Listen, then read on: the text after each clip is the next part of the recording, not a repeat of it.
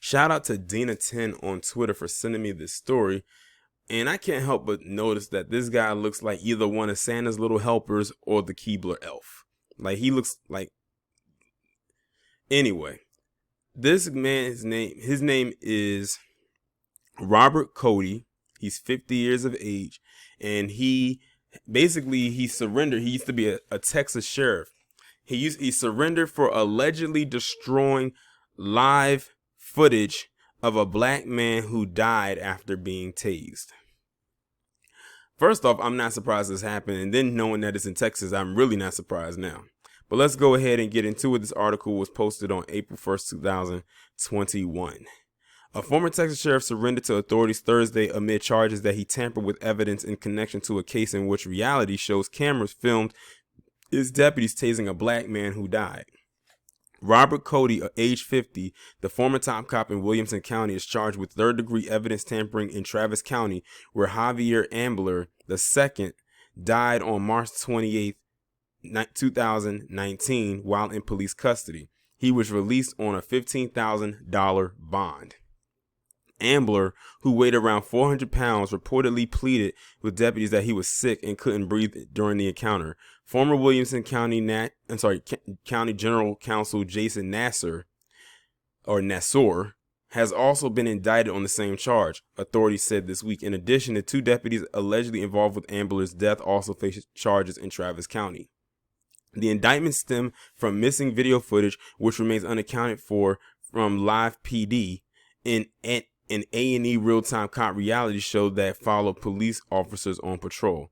I know that these indictments will not bring peace to the Ambler family. No parent should have to bury their child, Travis County District Attorney Jose Garza said Tuesday, but we remain committed to seeing this through on behalf of not just Javier Ambler, but also our community. Ambler's arrest occurred after a 22-minute chase that began when Williamson County deputies tried to stop him because he allegedly failed to dim his lights to oncoming traffic. After crashing his vehicle in Austin, Ambler was arrested and tased several times. A live PD view were with Williamson County deputies at the time of the arrest and filmed the incident. The footage was never broadcasted and was deleted.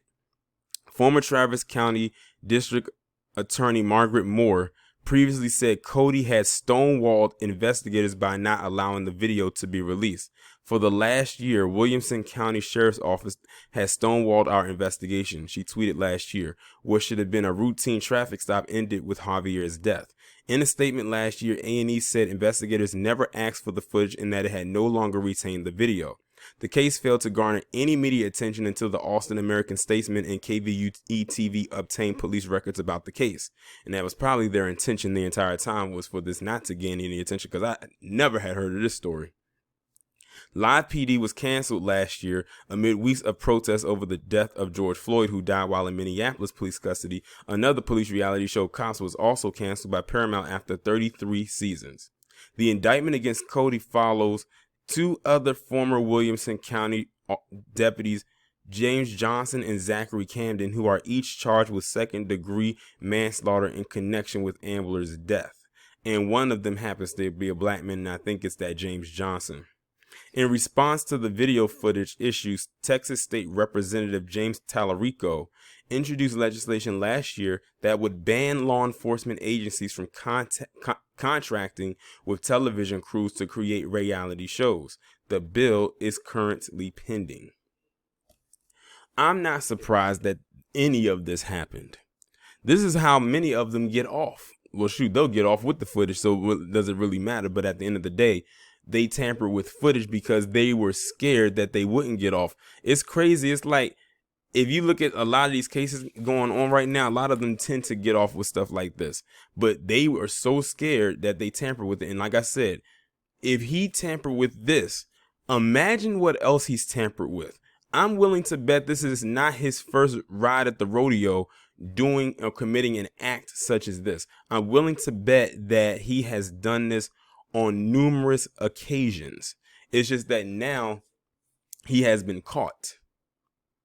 But they need to look into his record and see if he's done this with others. Notice that notice another thing. When it comes with evidence tampering, they usually do it when it comes to encounters with black people.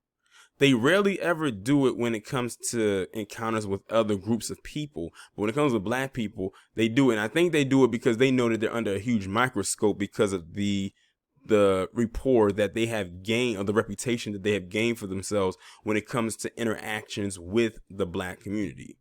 And they know that they're under a huge microscope, and everybody is watching every move that they make, well, for as much as they can, because a lot of them are real sneaky. Now, like I said, this happened back in 2019, and it's just now coming to light in 2021. You're talking almost 2 years. It's about a year and a half, because it happened in September, and he's just now surrendering. He's just now surrendering. So he's known about, so he has had this literally flowing through for the last year and a half, and he acted like nothing happened, or he didn't do anything to this guy. Now, see, they would have been in the clear if they would have just followed the protocol with this guy, because they said that it was a traffic violation, but they overstepped their boundaries as usual, and then they go too far, and now this man is dead. And I'm willing to bet they're probably gonna say, oh, he resisted arrest, and the usual thing. That's why they're trying to get rid of qualified immunity right now, so they can't hide behind that thing, or the I fear for my life stuff. But I almost don't expect much of anything to happen to this guy, despite the fact that he engaged in what should be seen as a criminal act, especially because of the type of positioning that he has, or he had, as a sheriff. So, and it happened in Texas, so I'm not even gonna hold my breath behind this one. But of course, I just had to bring this story to your attention.